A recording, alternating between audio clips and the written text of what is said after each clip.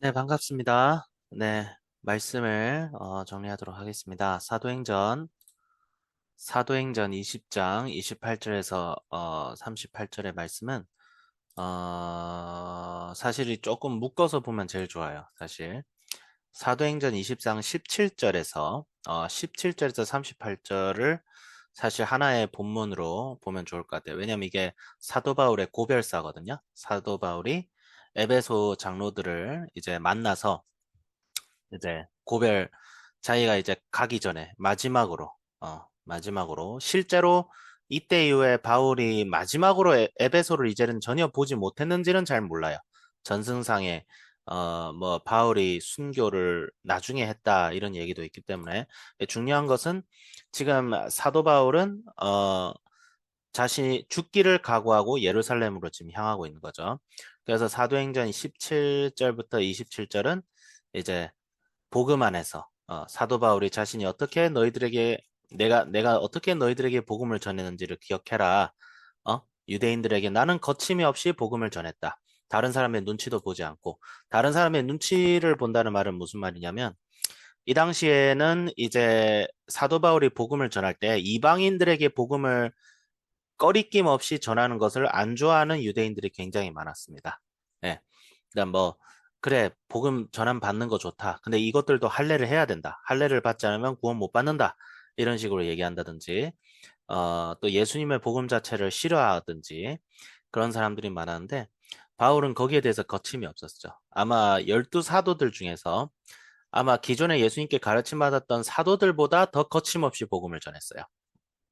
베드로도 자기 체면 생각했잖아요. 그 유대인들 있을 때 이방인들하고 밥 먹다가 유대인들 나타나니까 갑자기 밥 숟가락 내려놓고 일어나죠.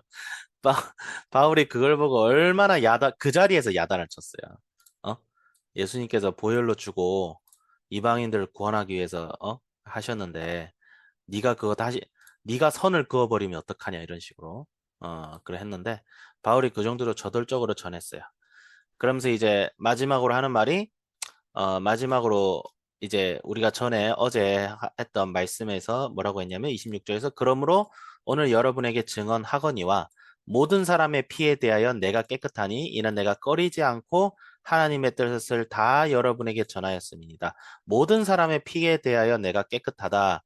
이 말이 조금 뜬금포로 들릴 수 있는데 뜬금포가 아니라 바로 유대인들에 대한 것이죠. 예.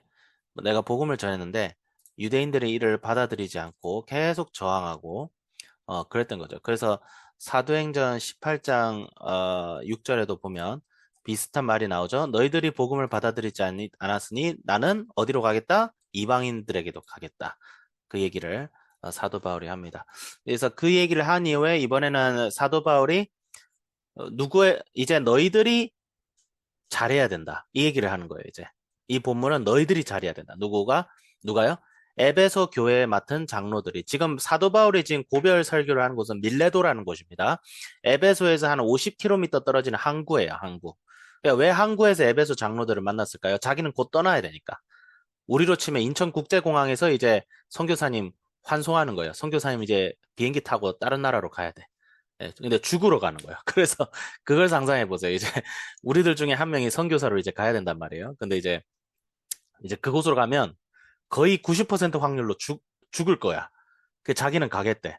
그래서 인천국제공항에서 지금 그 사람하고 지금 대화하고 있는 장면이 지금 이 사도 바울의 장면입니다. 예, 그렇게 비유하신 표현. 밀레도는 인천국제공항이고 에베소가 서울이라고 생각하면 돼요. 그래서 여기서 지금 에베소 장로들에게 제일 처음 한 권면은 말씀을 든든히 세우라는 권면이죠. 말씀을 든든히 세우라는 권면인데 본문 말씀 17절에는 17절이 아니죠. 잠시만요. 28절에는 여러분은 자기를 위하여 또 양떼를 위하여 삼가라라고 했어요. 삼가라는 말은 한마디로 방비를 든든히 하라 이런 말도 할 수 있겠죠. 그러니까 방비를 든든히 하라. 너희들과 너희 양떼를 위해서 어, 방비를 해라. 방비. 왜 방비를 해라? 성령이 여러분을 감독자로 삼고 하나님이 자기 피로 사신 교회를 보살피게 하셨느니라. 참 여기서 주목해야 될 게 하나님이 자기 피로 사셨대요. 교회를. 하나님이. 예. 근데 보통 우리를 위하여 피 흘리셔가지고 죽음 당하신 분을 예수님이라고 하잖아요. 여기서는 하나님이라고요. 그럼 여기서 내포하는 말이 뭐예요? 예수님은 곧 하나님이시다. 이미 여기에 나오죠. 예. 예수님은 곧 하나님이시다. 어떤 사람은 야, 예수님이 하나님인 거는 3, 4세기에 교회 저 교회 기득권자들이 만든 거야 이런 식으로 이제 좀 성경을 조금 이상하게 배우신 분들이 그렇게 자꾸 주장하는데 성경을 봐야 돼요. 성경을. 예수님 하나님이라고 다 주장해요. 우리가 심지어 저거 마리아 숭배한다고 하는 카톨릭도 예수님 하나님이라고 정교회도 예수님 하나님이라고 예, 기독교는 다 예수님을 하나님이라고 합니다. 예, 역사적으로 2000년 기독교 역사 2000년 동안 예수님 하나님이라는 걸 부정한 교회가 한 명도 없어요. 부정한 교회가 있죠. 이단들, 여호와의 증인 이런 애들. 옛날에 아리우스파라고 하죠. 예. 그러면 보세요. 내가 떠난 후에 살아온 일, 29절에 내가 떠난 후에 살아온 일이가 여러분에게 들어와서 양떼를 아끼지 아니하며 여러분 중에 제자들을 끌어 자기를 따르게 하려고 어그러진 말을 하는 사람이 일어날 줄을 아노라. 어그러진 말을 한다. 한마디로 이단이죠. 다른 복음. 예수님과 예수님께 가르침을 받은 사도들이 전한 것 외에 다른 것을 전하는 자들을 우리가 이단이라고 합니다. 이단이라고 하는데 물론 이제 그건 있어요. 이제 이단이 아닌데 조금 경건하지 못하게, 조금 이상하게 성경을 가르치시는 분들도 있죠. 네, 있죠. 예를 들어서 막 좀 시한부 종말론 얘기한다든지 아니면 너무 성령, 이제 김남준 목사님께서 자주 경고하셨지만 성령 가지고 장사하시는 분들, 그런 분들도 포함은 되지만 여기서 이단은 엄밀히 말하자면 다른 복음, 그러니까 다른 복음을 가르치는데 여기서 다른 복음은 내포하는 게 뭐예요? 예수님이 하나님이 아니라는 것을 가르치면 다른 복음입니다. 예수님이 하나님이 아니라고 가르치는 거. 예수님이 하나님이 아니고 옛날 3, 4기에 등장한 그 고대 이단 중 한 명의 아리우스는 뭐라고 가르쳤냐면 예수님도 피조물이다. 예수님도 하나님이 창조한 거야. 왜 성자라고 하겠냐? 아버지가 있으니까 아들이 있는 거 아니냐? 이런 식으로 주장을 해요. 네. 성부 성자는 우리가 하나님을 알기 위해서 만든 명칭이에요. 성경적으로 보면 성부와 성자와 성령의 이름으로 우리가 세례를 받잖아요. 네, 성부와 성자와. 그러니까 성부와 성자가 인간적인 아버지와 아들 관계라고 보면 안 돼요. 하나님의 성품, 위격이에요, 위격. 어려운 말이죠. 삼위일체라고 들어봤죠? 이거 사람 말로 설명이 되면 이단이라고 하잖아요. 설명이 안 돼야 정상이에요. 삼위일체는 설명이 안 돼야 정상이에요. 삼위일체를 알기 쉽게 가르쳐 주겠다고 얘기한 애들이 다 이단이에요. 알기 쉽게 우리한테 다가오는 순간 이단이 돼요. 하나님의 신비예요. 신비인데 성부와 성자와 성령 하는데 이거 가지고 자꾸 이상한 소리 하는 인간들이 많단 말이에요. 성자, 아니 예수님께서 하나님으로부터 나셨으면 피조물이지 무슨 하나님이냐. 아리우스가 그래요. 그 여호와의 증인도 그 얘기하죠. 거리전도 할 때 여호와의 증인 만나가 20분간 대화해 봤는데 아주 환상적입니다. 예, 환상적이에요. 그래가지고 그러면 예수님의 십자가의 구속은 뭐죠? 하니까 그래 그거 십자가 나는 그 십자가로 죽은 거 믿어. 아 그래요? 그럼 예수님은 하나님 아닌가? 아니야 예수님도 사람이야. 피조물이야. 근데 피조물 중에서 으뜸이래. 그럴듯하게 얘기하죠. 사도 바울이 명확하게 경고합니다. 예수님을 하나님이라고 고백하지 않은 자는 다 이단이다. 근데 그런 이단들이 너희들 중에서 많이 나올 것인데 든든히 그런 자들로부터 교회를 지켜라. 얘기를 하죠. 그러기 위해서 어떻게 해야 돼요? 장로들부터가 여기서의 장로들은 우리 장로교에서 나오는 이제 목사님이 막 투표해서 임명하는 그런 장로를 얘기하는 게 아니고 교회 지도자들입니다. 교회 지도자들. 목사님 포함해서 장로라고 하는 거예요. 예. 원래 목사가 장로들 중에 한 명이에요. 원래 장로들 중에 말씀을 가르치는 장로가 목사예요. 사제가 아닙니다. 캐톨릭에서는 사제를 따로 임명하죠. 그래서 약간 좀 하나님의 말씀을 약간 대언해서 가르치는 뭔가 특권이 있는 것처럼 하는데 성경적으로 보면 말씀을 대언해서 가르칠 특권 따위 존재하지 않아요. 모두가 말씀을 대언합니다. 여기에 계신 여러분 모두가 말씀을 대언해서 가르칠 권리가 있어요. 단 그들 중에서 말씀을 잘하는 사람을 직분자로 세웠으니 그런 사람이 말씀을 가르치는 장로. 그러니까 장로는 세우는데 장로들 중에서 말씀을 가르치는 걸 담당하는 사람을 지금의 목사의 유래가 된 거예요. 예, 감독자도 있죠. 장로들 중에 다스리는 장로. 예, 감독자로 세우죠. 그렇게 하고.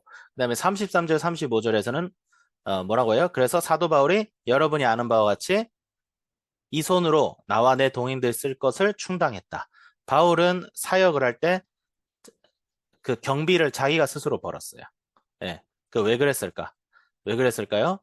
어, 범사에 여러분에게 모본을 보여주는 바와 같이 수고하여 약한 사람들을 돕고 또 주 예수께서 친히 말씀하신 바 받는 것이 주는 주는 것이 받는 것보다 복이 있다 하심을 기억하여야 할지니라. 그 본이 되고자 한 것이죠. 사역을 하다 보면 사람들이 사도 바울의 사역 크게 했어요. 여러 교회들이 사도 바울로 인해 세워졌어요. 그러면 생각해 봅시다. 교회가 크면 헌금이 많이 들어오겠죠. 그러면 목사님, 제가 자꾸 현실 교회 얘기해서 너무 죄송한데 이걸 얘기를 안 할 수가 없어요. 자꾸 생각이 나가지고. 목사님들이 대형 교회에 부임을 하면 월급이 짭짤합니다. 예, 월급이라 해서 죄송해요. 예, 근데 월급이에요. 사렙이라고 얘기하면 이거 거짓말이에요. 솔직히 말할게요. 웬만한 직장인들보다 연봉 많이 받습니다.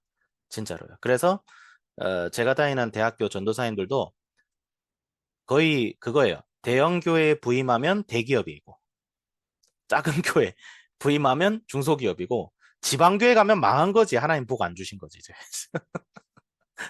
지방교회 그래서 똑같아요. 2030 취업하는 거나 전도사들이 목사님 부임하려는 거랑 똑같아요. 수도권 아래로 내려가면 망한 거야. 그래서 치열합니다. 수도권 경쟁이. 가끔 그런 생각이 들어요. 차라리 캐톨릭처럼 그냥 다 그냥 알아 지정해줘서 그냥 내려갔으면 좋겠다. 그러니까 그래서 그래서 좀 똑똑한 사람들은 수도권에 있고 조금 성적이 안 좋은 사람들은 다 지방으로 가.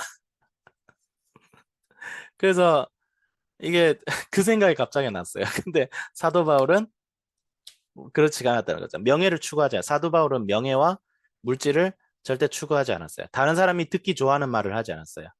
복음을 전하는 데 있어서 다른 사람이 듣기 싫어도 바로 전했어요. 예. 그래서 내가 다른 사람들, 그래서 사도 바울은 그 얘기했고, 돈 안 받았어요. 돈 안 받겠다.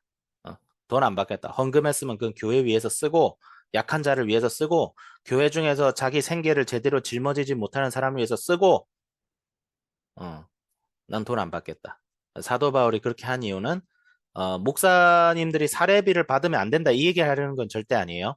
그런 건 아니에요. 성경에서는 말씀 전하는 자에게 삭스를 주라고 분명히 얘기하고 있어요. 얘기하고 있는데 사도 바울은 자신이 삭스를 받지 않음으로써 하나님 나라를 세우는데 더 도움이 될 수 있겠다 판단을 해서 그렇게 한 거예요.